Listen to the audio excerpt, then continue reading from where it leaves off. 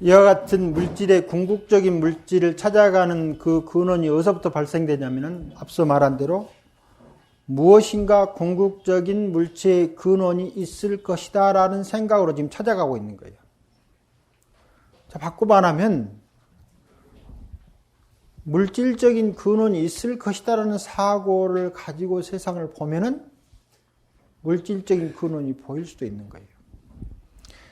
물질적인 근원이 존재하지 않는 공이다라고 하는 사고를 보면은 물질적인 세계가 정신적인 세계를 합쳐가지고 다 공이다라고 볼 수가 있는 거예요.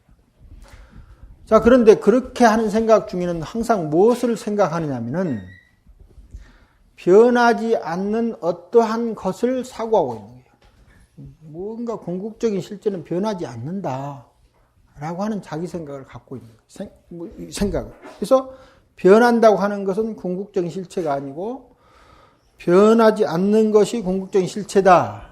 자, 이것이 무엇하고 똑같냐면 플라톤의 이데아라고 똑같은 거예요. 그러니까 과학적 사고가 저기서 말하는 철학적 사고하고는 연결이 동일하지는 않지만 우리가 보이는 이 허망한 것 밖에 실제 근원적인 실제가 이데아 세계에 존재하였다. 그것은 전혀 무상하지 않는 존재다라고 찾아가는 것들이 실제로 이런 것들입니다. 자, 그럼 우리가 공성이라고 하는 말을 하면서 마찬가지로 공성을 뭘로 파악합니까?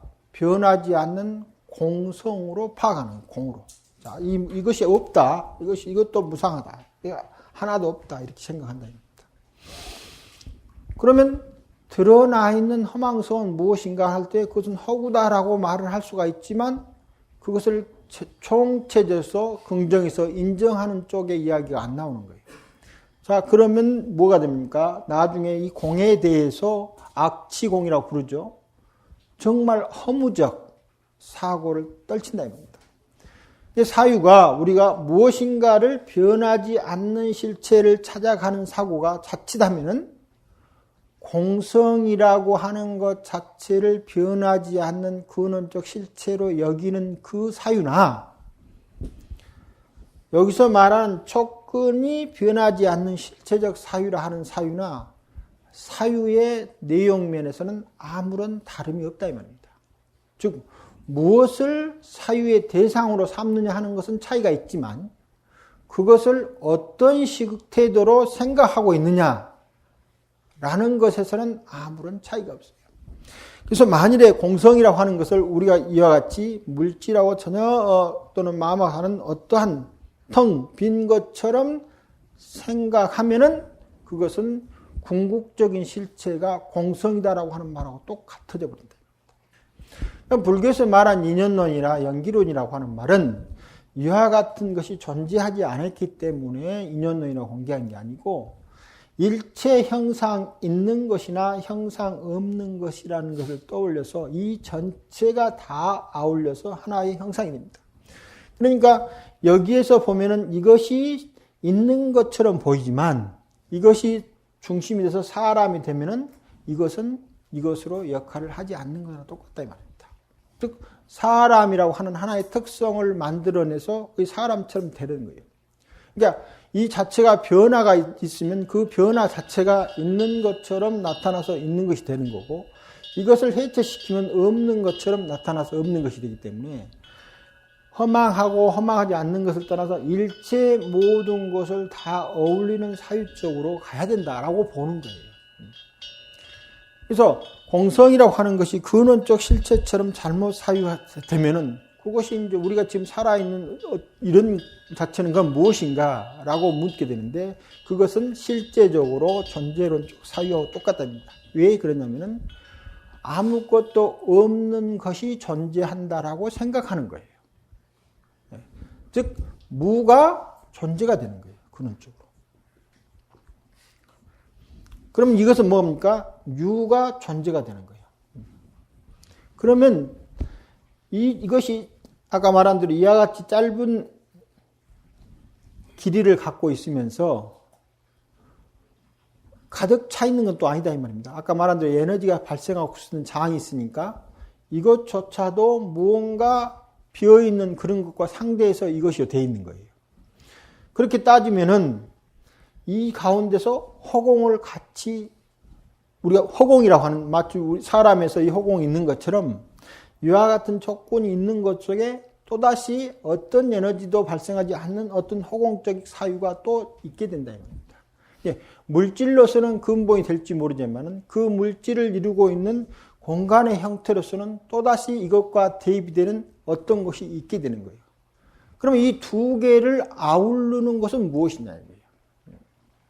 그래서 만일에 이것을 결정적 실체로서 유라고 말을 할 수 있지만 이 상태에서만 유고 이것을 아우르는 쪽으로서는 아직 뭐라고 말을 하지 않는 거예요. 그러면 공이라고 하는 말은 무슨 말이냐면은 설사 이러한 실체가 존재할지 하더라도 이것과 함께 있는 이 장 전체가 사유되지 않는다라고 하면은 치우친 견해다 이 말입니다. 또 마찬가지로 이것도 이제 근원적인 실체가 아니다. 공이다라고 말하고 있지만 아무것도 없는 허공처럼 되지만 거기에서 이와 같은 실체와 비슷한 근원적 존재성이 나온다라고 하는 사유를 하지 않으면 안 된다 이 말입니다. 그래서 이 두 사이가 함께 어울려졌을 때를 공이라고 말하기 때문에 유로 나온 것도 공이 되고 무로 나오는 것도 공이 되는데 반드시 이 두 가지를 어울려서 사유하기 때문에 그렇다 말입니다. 그것을 연기라고 이야기하는 거예요. 그래서 이것이 있으므로 저것이 있다. 또는 저것이 있으므로 이것이 있다라고 말하고 이것이 사라짐으로 저것이 사라진다. 여기에서 만일 무적인 장이 사라지면은 유가 있을 것처럼 보이지만 유라고 사유할 수 있는 바탕 자체가 없어져 버려요. 그러니까 있다 없다라는 말 자체가 아예 존재하지 않게 됩니다. 그러면 무언가 알 수 있는 영역이 하나도 없어져 버리는 거예요. 그래서 궁극적인 실체를 찾는 사유는 그것이 무적인 사유가 됐든 유적인 사유가 됐든 잘못된 사유의 출발이고 더구나 그것이 우리를 깨닫는 사유가 될 수 없다 입니다. 그렇게 찾아진 사유가 세계로 보면 무슨 사유가 되냐면 인종을 구별하는 불화만적 사유가 될 수밖에 없는 거예요. 궁극적인 실체가 인성으로서 존재한다 생각하는 거죠. 그리고 그 신정이 나한테 들어오면은 브라만 신이 나한테 오긴 하지만 우리 가문으로 들어오면은 브라만이라고 하는 가문이 되는 거고 수드라의 가문이면 브라만 신이 수드라라고 하는 가문의 특성이 돼버리는 거예요. 그분이 죽어서 신의 속성으로 돌아간다고 할지 말을 하고 있지만 근원적으로 우리가 살았을 때는 무엇으로 작용하냐면 너는 브라만이 가지고 있는 많은 특성 중에서 노동의 특성만을 가진 종족이다 이렇게 이야기하면 수드라가 된다. 그러니까 이 수드라는 생각하면 안 되는 거예요. 바꿔 말하면 브라만 신을 이렇게 나눴습니다. 그래서 머리도 한 부분, 가슴도 한 부분, 손발도 한 부분 나눠가지고 브라만의 손에 신이 수드라의 가슴 속으로 들어오는 거예요. 그러니까 너는 브라만 중에서 생각은 브라만이라고 하는 계급한테 가고 손해만 너한테 왔다 하는 사고를 가질 수 있는 것과 똑같고 두 번째 어떤 게 있습니까? 전에 말했습니다마는 그리스 사람들이 자유시민하고 일반 노예를 자유시민이 한 20%고 그리스인의 80%가 노예인데 80%는 뭐가 없느냐면은 인성이 없어요. 자, 이것은 인성이라고 하면은 이 절대적 어떤 것을 구성하는 것이 인성이라고 하면은 그리스의 노예들은 그 인성이 없어요. 그런데 인도에도 마찬가지예요. 아예 아상이라고 할 수 있는 것이 근원적으로 존재하지 않는다라고. 인간 축에 안 드는 거예요. 인간 축에 드는 것은 브라만 신이 나와서 뭔가 할 수 있는 그런 어떤 인간으로 이야기할 수 있는 무언가 속에 들어있어 가지고, 즉 신성이 들어있어 가지고 높낮이 계급적 차별은 말할 수 있지만 그것조차 없는 것, 이것은 인간이 아닌 거예요. 인간을 구성하는 어떤 것이 있다라고 하는 사유를 추구해 나가는 것과 똑같다 이 말입니다. 무엇인가 근원적 실체를 찾아가는 사유는 바로 그런 것을 만드는 거예요. 그리고 요즘에 이제 무엇으로 그런 것을 규정하느냐 하면은 DNA 정보를 가지고 지난 시간 말했을 때 백인이 흑인보다 더 우월한 정보를 가지고 있다라고 하는 말이 바로 무슨 사유냐면은 무엇인가 있다라고 하는 사유를 바탕으로 하는 거예요. 근원적으로. 그런데 그와 같이 뛰어난 것은 흑인한테는 없다라고 이야기하는 거예요.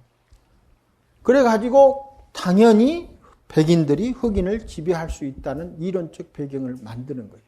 그래서 있다라든가 없다라고 하는 사유가 궁극적으로 뭘 추구하게 됐냐면 이와 같은 분별을 낳게 한다 이 말입니다. 그래서 공이 무적인 사유로 취해져도 안 되고 공이 유적인 사유로 취해져도 안 되고 이것이 있다 할지라도 이것이 발견됐다 할지라도 그것을 불교가 인연론을 말하는 사람들이라면 절대적으로 이 장과 더불어서 갑자기 즉 빔이 이것을 실체화시켜주는 것으로 봐야 된다 이겁니다. 그 빔을 떠나가지고 이것만 존재의 근원으로 생각하면은 빔 자체는 빔으로서의 존재의 근원이 되고 그것이 일상의 사유로 타면은 너와 나는 근원적으로 다른 인간이다라고 말을 할 수 있고 설사 인간은 같다고 할지라도 동물이나 식물은 또 다른 문제로 취급하게 됩니다. 이 장을 함께 생각하지 않으면 사유가 궁극으로 미치지 못했다는 거죠.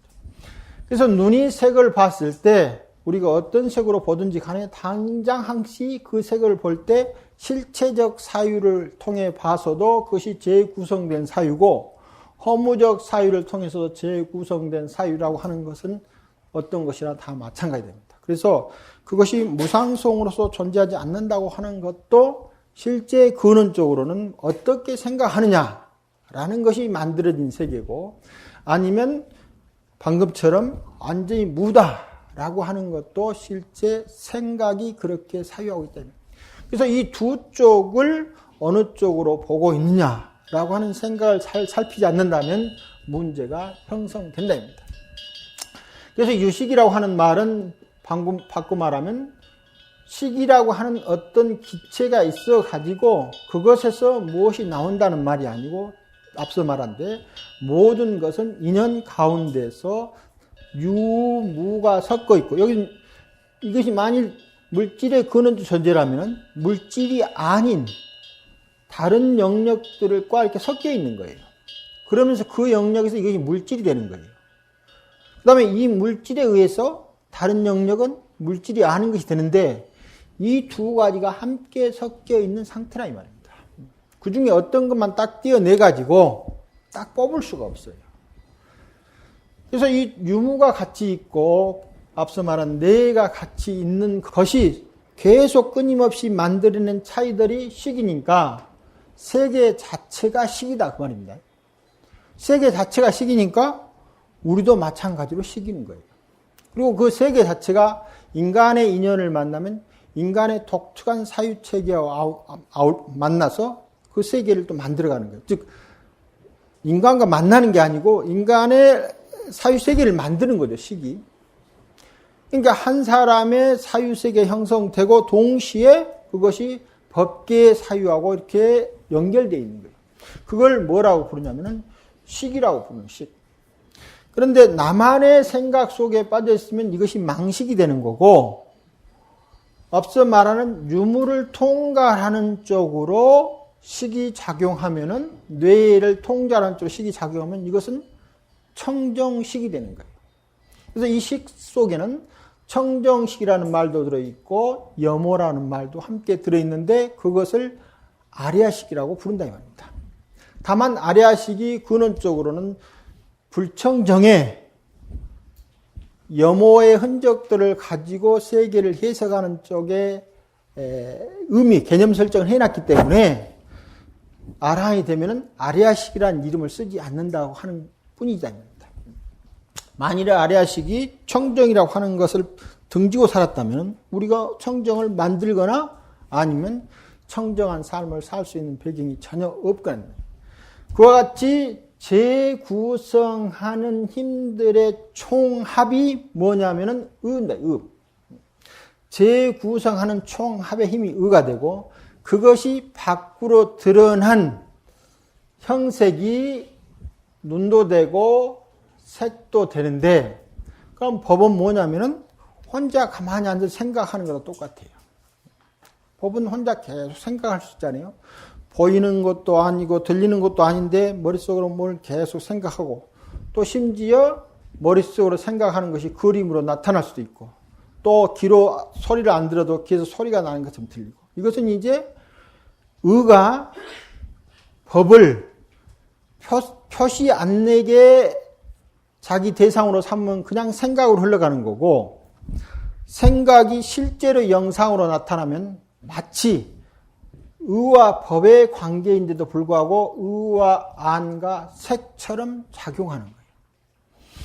그래서 우리 일상의 눈과 색처럼 색과 의가 만나서 작용하는 범이라고 하는 사건도 있고 또는 의와 법이 만나서 범이라고 하는 사건도 있어요. 그러니까 생각만의 사건이 있는가 하면은 이 생각 속에서 실제로 보이는 사건이 나타난다. 그러니까 이 법은 기본적으로는 그냥 생각하는 겁니다. 그러니까 아는 거예요. 아는 거. 여기는 뭡니까? 감각으로 아는 거예요. 감각지각이고 여기는 의지각이죠. 그래서 아는 건데 감각을 통해서 아느냐 안니 비설신에서 여기까지는 감각을 통해서 알려지는 거냐 아니면 생각만으로 알려지는 거의 차이를 떠나가지고 크게는 두 개죠. 감각과 의. 다음에 이걸 더 다시 나누면 안니 비설신에서 6가지가 있다입니다. 그런데 이것도 마찬가지로 왜 능변이라 하냐면 세계를 능동적으로 자기가 해석하는 거예요. 식은 아는 것은 해석인데 내가 세계를 내 식대로 해석하는 거예요. 그래서 제3번째 능변, 즉 세 번째로 세계를 능동적으로 해석하는 식을 6가지 식이 있다 해서 제6식이라고 부르기도 하고 그냥 의식이라고 하기도 합니다. 그것은 경계를 요별하는 것으로서 자기 특성과 작용으로 삼는다. 그러니까 눈을 색을 보면은 빨간 경계, 둥근 경계, 무슨 물 이렇게 해서 경계 하나하나가 다른 것과 분별돼서 무엇이다라고 그렇게 아는 거죠. 그래서 눈이 색을 보고 그 색들의 경계의 다름을 알아차리는 그런 작용을 하고 귀로 소리를 들을 때도 마찬가지로 냄새, 몸, 그 다음에 생각도 마찬가지입니다. 그런데 이것들은 전부 다 성과 불선과 또 선도, 불선도 아닌 것에 다 통한다. 우리 일상생활은 이것이죠. 우리 일상생활을 살 때 착한 일도 하고, 착하지 않는 일도 하고, 또 일상에 밥 먹는 일들은 착하다, 착하지 않는 일하고 하면 상관없는 거죠. 우리가 걸어가는 일은 착한 일도 아니고, 안 착한 일도 아닌 거죠. 그래서 일상에 많은 일들은 실제 착한 일도 아니고, 착하지 않는 일도 아닌 그런 일들이죠. 그 가운데 특별히 이제 어떤 일들은 착한 일이 되고, 어떤 일들은 착하지 않는 일이 되는데, 그것을 구비라고 했습니다. 선도 아니고, 불선도 아닌 행위를 한답니다. 의식이라고 하는 것이 이제 일상에서 일어나는 의식이지만 더 중요한 것은 늘 이 의가 의식이다라는 말이 지난번에 한번 했죠. 의식이 있고 의즉식이 있고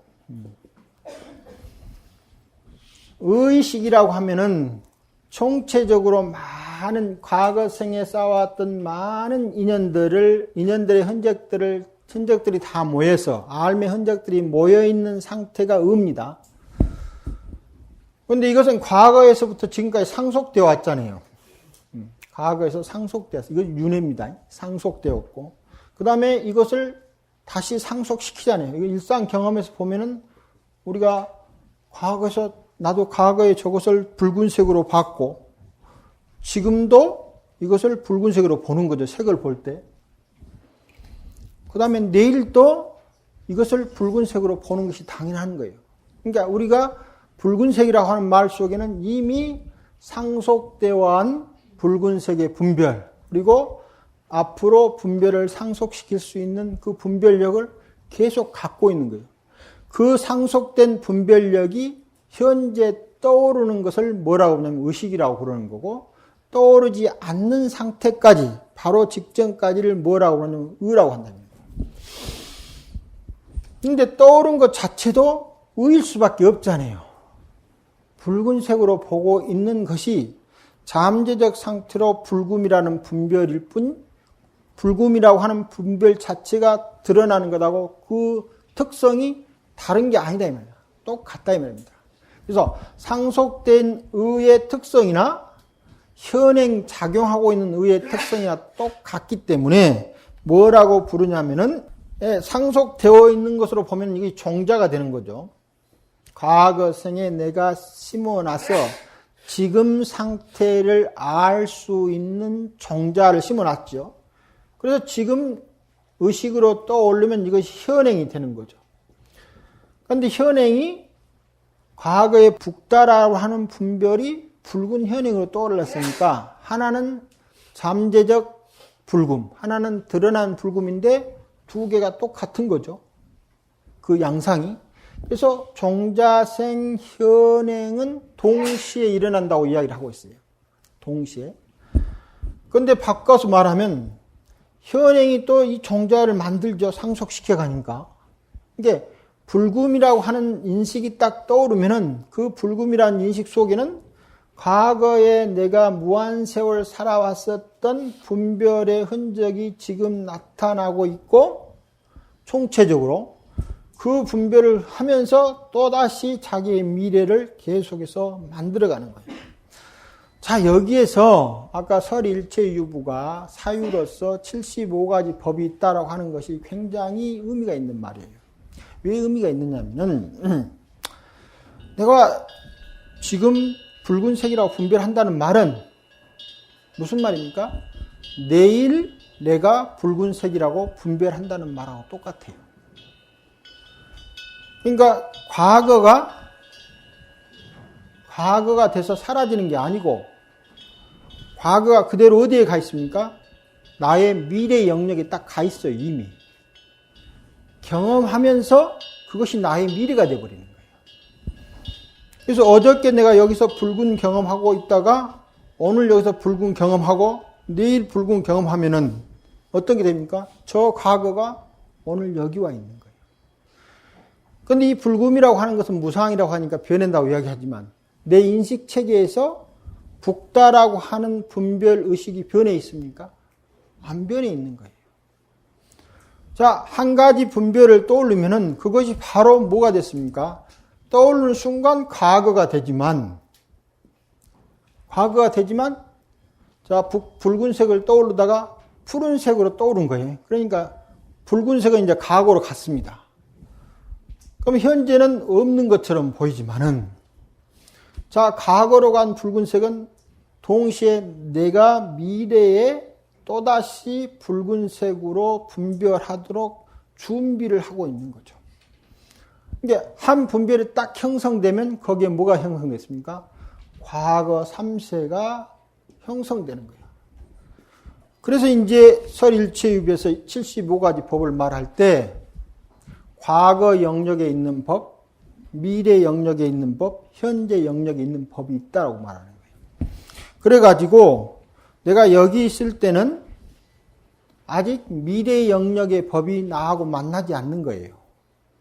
그럼 내가 여기까지 가면은 미래 영역의 법하고 나하고 만나게 되는 거예요. 그런데 그 미래가 돼 있잖아요. 내가 붉음이라고 분별했던 그것이 여기 와서도 붉음이로 돼 있잖아요. 내가 새로 이것이 뭔가라고 보지 않고 이미 분별로밖에 알 수 없게 딱 되어 있는 거예요. 그래서 우리가 생각 속에 머물러 있거나 분별 속에 머물러 있으면 항상 현재 영역, 과거 영역, 미래 영역을 다 나눠서 가지고 있는 거예요. 그래서 만들어진 법 속에는 항상 유의법이죠. 유의법은 항상 과거, 현재, 미래가 연결돼 가지고 현재 하고 있는 그것이 그대로 나의 미래가 되는 거예요. 이걸 뭐라고 하느냐면 과보를 받는다고 이야기하는 거예요.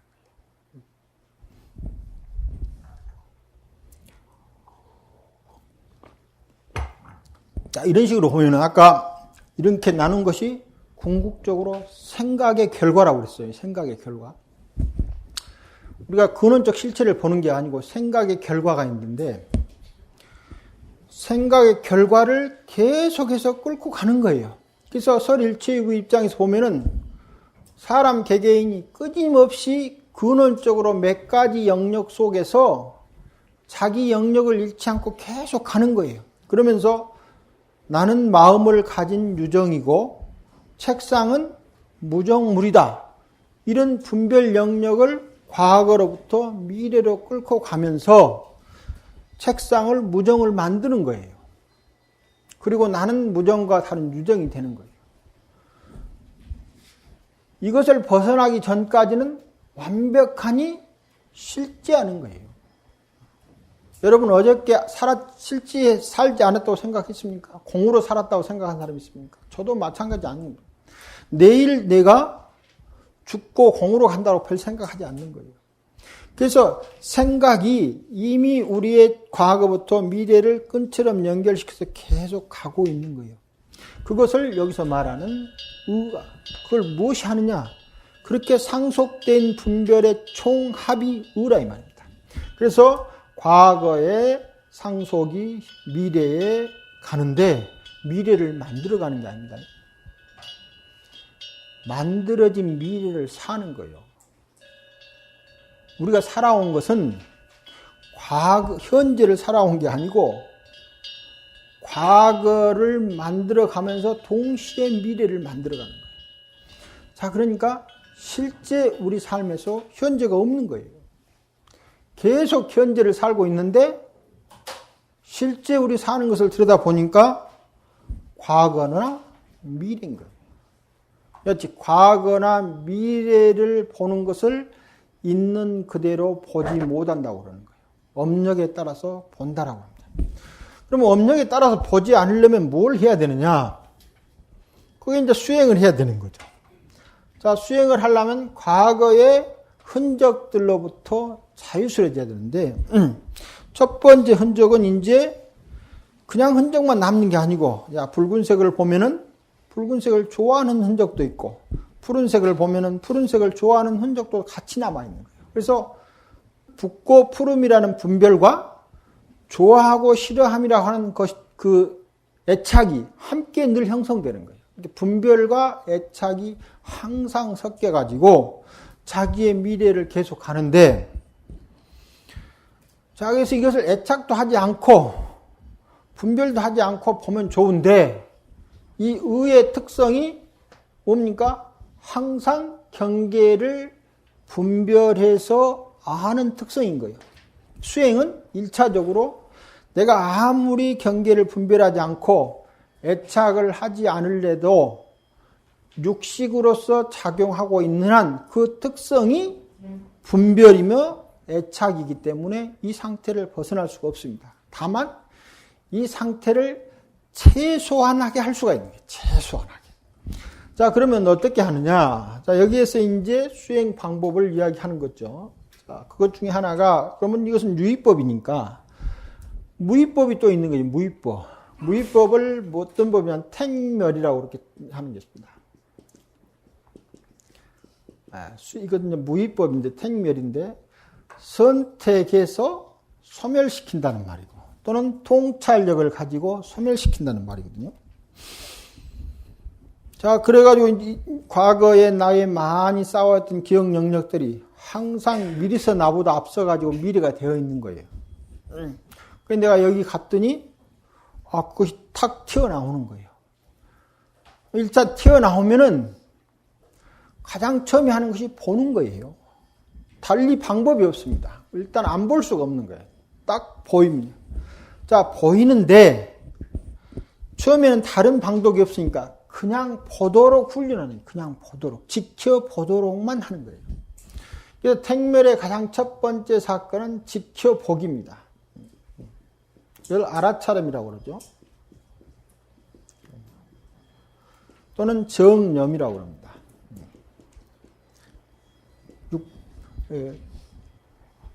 저 팔정도의 정념이 있죠. 정념. 지켜보기, 알아차림 또는 정념이라고 말하고, 그 다음에 다른 것으로는 의도적으로 다른 것 생각하기. 자, 여러분이 하도 두면 무슨 것입니까? 의도적으로 다른 것 생각하기예요. 자, 부처님 영상을 그리면 의도적으로 다른 것 생각하기입니다. 그것도 마찬가지로 알아차린 거죠. 지금 있는 분별을 보는 게 아니고 그 분별을 볼 차례다가 의도적으로 다른 것을 알아차리는데, 앞서는 분별만 분별하는 게 아니고 거기에서 좋고 싫은 감정이 따라왔는데, 지금은 최소한도로 그냥 있는 대로 한번 보자. 저 뭐 싫어하고 좋아하는 그런 감정 내지 말고. 그것도 엄청 어렵습니다. 이제 멀리 있는 사람은 그렇게 볼 수가 있지만 가까이 있으면서 자꾸 괴롭히면 그건 뭐 엄청 어렵죠. 그래서 이제 일단 좀 한적한 곳으로 가야 한다는 것이 기본입니다. 수행은 한적한 곳으로 가야 하는 이유가, 과거에 쌓여왔던 분별과 애착이 내 옆에 있으면 그것을 내가 감당할 수가 없어요. 너무나 강력한 영향력이기 때문에 감당할 수가 없기 때문에 기본적으로 한적한 곳으로 가야 돼요. 근데 한적한 곳으로 안 가면은 이제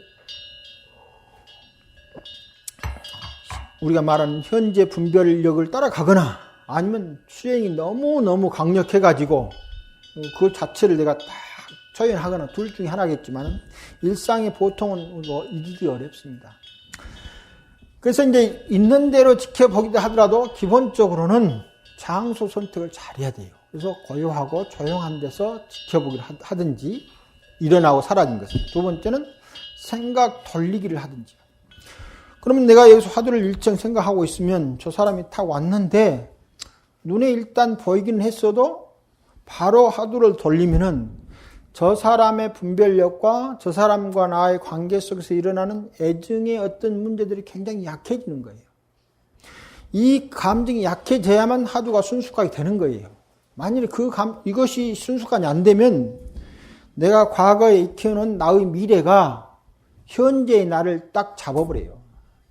잡고 있어가지고 도저히 화두로 갈 수가 없는 거예요. 그러니까 그런 장소부터 일단 벗어나야 되는 거죠. 그래서 그런 것을 경계를 만나면 재빨리 의식을 돌릴 수 있는 힘을 자꾸 길러가지고, 자, 그것도 하나의 습관이거든요. 그래서 여기서도 그 힘을 계속 길르면 이것도 뭐가 됩니까? 나의 미래가 되는 거예요. 그러니까 동시에 분별의 업력도 나의 미래가 되지만 수행의 힘도 나의 미래가 되는 거예요. 이 둘 중에 어느 힘이 더 강하느냐에 따라서 경계를 만났을 때 경계로부터 편안해질 수가 있다 이 말입니다. 수행하는 것도 그것이 그대로 나의 미래를 만들고 있는 거고, 수행하지 않는 것도 나의 미래를 그대로 만들고 있다 이 말입니다. 그래서 오면은 이제 갔는데 내가 이미 만들어 온 나의 미래 영역이 탁 옵니다. 그런데 그 미래 영역을 비껴가게 할 수가 있어요. 그 비껴가게 할 수 있는 힘을 뭐라고 하냐면 비득이라고 그러는데, 이것은 구사론에서 말하는 이것도 마음 작용 중에 하나입니다. 마음이 내가 이렇게 있었는데 내 마음을 수행 쪽으로 흘러가게 하고 번뇌 쪽으로도 흘러가게 할 수 있는 그런 기제가 있는데, 마음 가운데 마음 작용 중에 그 어떤 경계를 만날 때마다 수행 쪽하고 경계 짓는 것으로 인연을 삼느냐, 번뇌 쪽하고 인연 짓는 것으로 마음을 삼느냐 하는, 그것도 마음이 갖는 힘 중에 하나예요. 마음 작용 중에 하나인데 그 마음을 득과 비득이라고 그러는 거예요. 그런데 이 수행 쪽으로 마음을 얻어가면은 이 득이 청정적으로 작용하게 되는 거고, 그러면 저절로 비득은 뭡니까? 번뇌하고는 접촉하지 않게 되는 거예요. 그런데 반대로 번뇌 쪽하고는 접촉을 하고 수행 쪽하고 접촉을 하는 그 힘들이 적어지면은 미래 가면은 늘 과거의 업습한테 맥히는 거예요. 그래서 과거의 업습으로부터 자유스러운 고요한 곳에서 힘을 잘 길러가지고 마음의 방향을 트는 기제가 있는 거예요. 마음에서 방향을 트는 거예요. 무엇하고 만날래? 하고 하는 마음의 작용이 있다면 이걸 불상행법이라고 하는데 상하지 않는 행법 중에 하나인데 그 마음을 트는 기제예요. 그래서 그 힘을 잘 길러가지고 어디로 가야 되느냐면은 항상 지켜보고 알아차리고 일부러 다른 쪽으로 마음 돌리는 그런 역할의 힘을 키우면은 여기서 키우는 그 힘에 과거 힘이 미래에 가 있거든요. 내가 한 번 생각해도 그 미래에 가 있다 이 말입니다. 그런데 거기 가면은 쉽게 그것하고 접촉을 하는 거예요. 그래서 이 접촉할 수 있는 힘을 많이 갈라놓으면은 그걸 볼 때마다 어떤 번뇌의 사건이 오면 올 때마다 그것을 통찰적으로 잘 지켜서 피하거나 아니면 무자성적 사유로 그것을 깨뚫거나 그러면 나한테 이것이 다음에 무슨 작용을 하지 않습니까?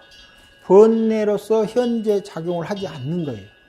그러면 그 번뇌가 그때 당시는 소멸됩니다. 물론 과거에 엄청나게 많은 세월 동안 쌓아왔기 때문에 한 번 내가 거기서 편해졌다고 해서 전체적으로 편해지는 것은 아니겠지만 그러나 한 번이라도 편해지면 한 번 편해진 만큼 그 힘이 쌓인다 이 말입니다.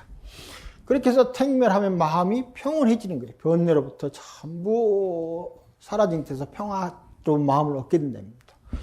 그런 상태를 뭐라 하냐면 무위법이라고 하는 거예요. 그럼 비택멸이 있어요. 그러면 왜 우리가 고요한 곳에 가야 되느냐? 이것은 비택멸이 가지고 있는 힘이에요. 자, 제가 얘가 있는데 저하고 전혀 관계없고 내가 뭐 신통력도 없기 때문에 저기 어디 있는 사람이 저하고 인연이 안 좋았다고 생각합시다. 그래가지고 계속 우리 뭐 기가 간지럽다고 하는 말듯이 저에 대해서 뭐 이런저런 비난을 많이 한다 하더라도 그 영향력이 나한테는 전혀 안 들리잖아요. 그러니까 번뇌를 줄 수 있는 기제가 저쪽에 있어가지고 나한테 지금 작용력을 보내긴 하는데 내가 그 장소를 피해 있으니까 저것은 저대로 있다가 저절로 소멸돼 가는 거예요. 그러니까 현재 나의 번뇌를 일으키지 않고 내가 그걸 구체적으로 적용을 해서 번뇌하고 만나지 않았더라도 저절로 나의 번뇌를 일으킬 수 있는 작용력은 없는 거나 마찬가지예요. 그래서 나한테 번뇌를 줄 수 있는 그런 환경이 저 멀리 떠나면 그 자체가 뭐가 되냐면 비택멸로 무의가 되는 거예요. 무의법. 그런데 우리가 우리를 유혹하고 있는 여러 가지 것들이 있는데 가가지고 아직 힘도 없는데 그 유혹이 비껴가기를 바라면 그건 불가능한 거예요.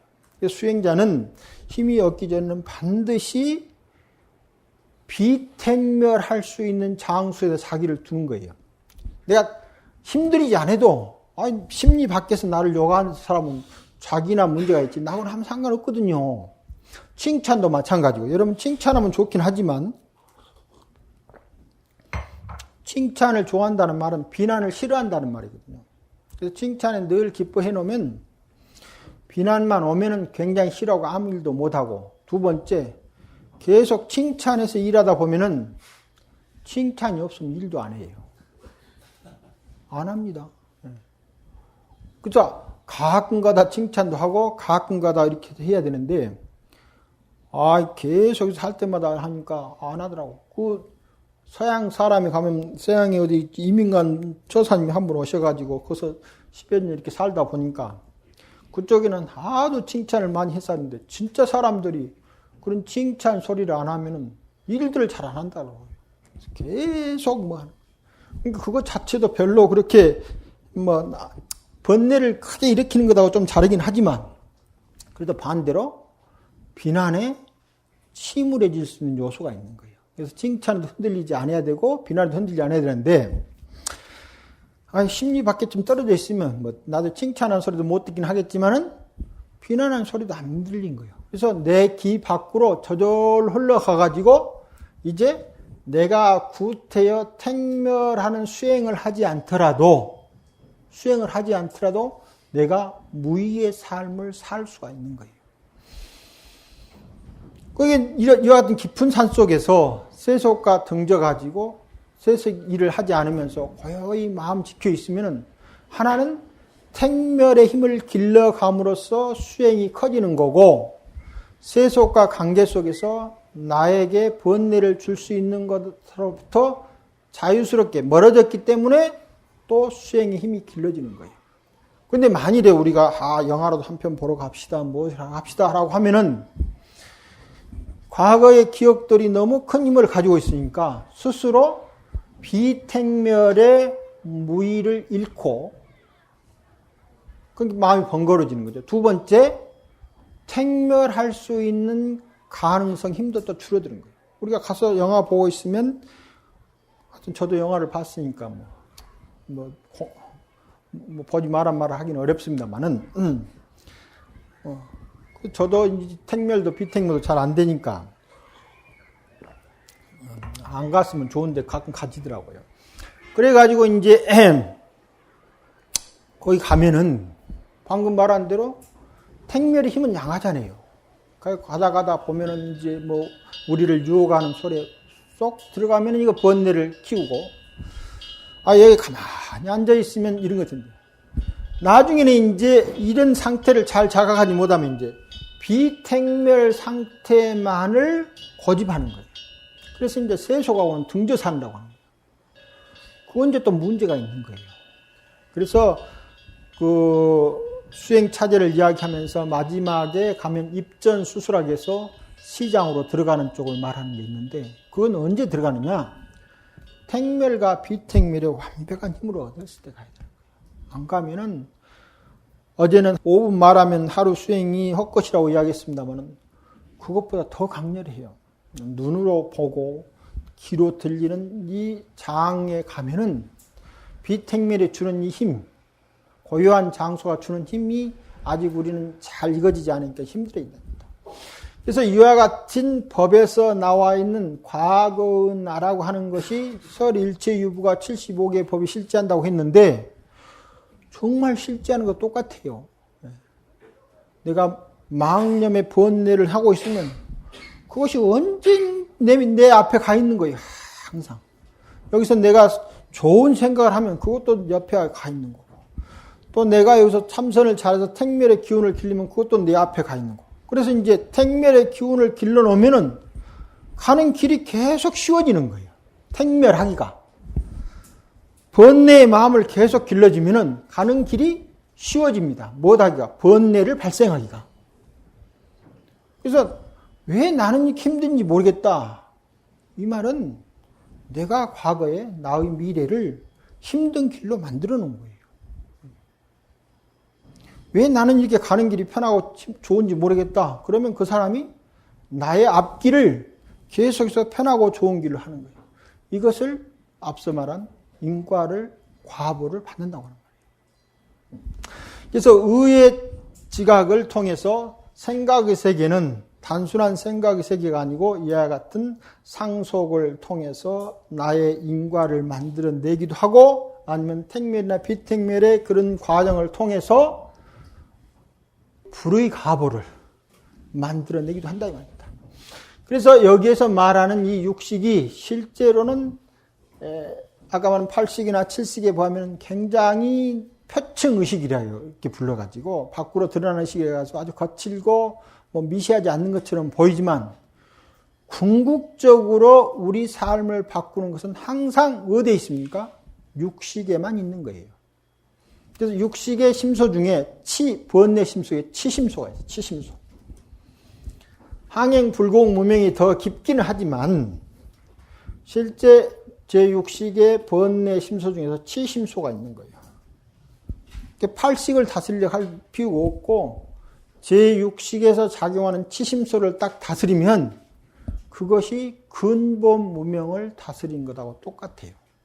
그래서 지금 앉아서 한 생각 떠올라서 하두 일념이 되고 또 여기서 말하는 정념이나 마음 지켜보기 일념이 되면은 그 상태가 근본 무명을 다스리고 있는 거예요. 바꿔 말하면 지심소를 그대로 놔두면 근본 무명을 길러가는 거예요. 그래서 근본 무명이 과거 어느 세월에 있다가 오늘까지 해서 결과를 만들어내는 게 아니고 지금 생각 자체가 근본 무명도 만들고 지금 생각 자체가 근본 무명으로부터 벗어나게 만듭니다. 왜냐하면 지금 여기서 나오는 일체 경계의 분별은 아의 분별보다 훨씬 더 강변한 거예요. 그 다음에 동시에 지금 분별 속에는 항상 아의 분별이 포함되어 있어요. 그래서 이 현재 경계에 대해서 잘 못 알아들은 것은 제7식의 나의 분별과 그 다음에 그 밖의 모든 경계의 분별이 동시에 일어나고 있기 때문에 현재 의식 속에서 의 분별을 제대로 다스리면 근본 본뇌를 다스리고 있는 것하고 똑같아요. 그래서 언제 미시한 음식이 사라질 것인가? 라고 생각할 필요 없이 지금 일어나는 분명한 현재 의식을 강력한 집중력으로 보고 있으면 그것이 바로 다음을 상속시키는 아리아식의 영향을 바로 주는 거예요. 바로 일통 주어가지고 아리아식의 장의 청정 기운을 드러낸다 이 말입니다. 그래서 한 생각이 청정해지면 바로 그 생각이 과거 무한 세월까지의 번뇌까지를 청정하게 만들어서 한 생각이 어두면 과거, 현재, 미래가 어둡게 되는 거고 한 생각이 밝으면 과거, 현재, 미래가 밝아지는 거예요. 그래서 생멸이라고 하는 것은 단지 현재 일어나는 의식의 일부분을 다스린 게 아니고 우리의 과거, 현재, 미래까지를 총체적으로 다스리는 힘이 가장 강력한 현행 의식에서 발생하고 있다. 그래서 하두 일념을 든다고 하는 것은 정말로 우리 과거까지를 바꿔서 원통 부처세계를 드러나는 힘이 있기 때문에 미세망념은 언제 다스리냐 이런 생각할 거 없어요. 지금 일념에 반드시 깨어있게만 하면 그 자체가 바로 미세망념을 다스리는 힘이 됩니다. 마치겠습니다.